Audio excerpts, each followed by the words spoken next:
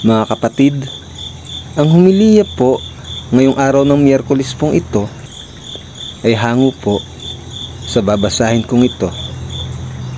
Mateo, Kapitulo 10, versikulo 1 hanggang 7. Ang 12 alagad.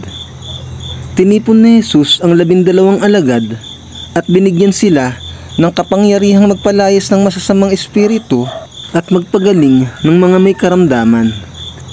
Ito ang mga pangalan ng 12 apostol: si Simon na tinatawag ding Pedro, at si Andres na kanyang kapatid, sina Santiago at Juan na mga anak ni Zebedeo, si Felipe, si Bartolome, si Tomas, si Mateo na maniningil ng buwis, si Santiago na anak ni Alpeo, at si Tadeo, si Simon na makabayan, at si Judas Iscariote na nagkanulo kay Jesus.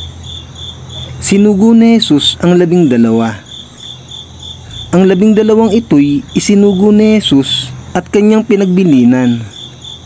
Huwag kayong pupunta sa lugar ng mga Hentil o sa alinmang bayan ng mga Samaritano.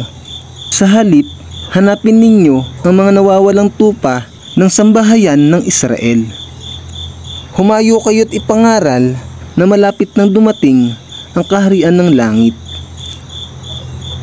Ang mabuting balita ng Panginoon. Pinupuri ka namin, Panginoong Hesukristo.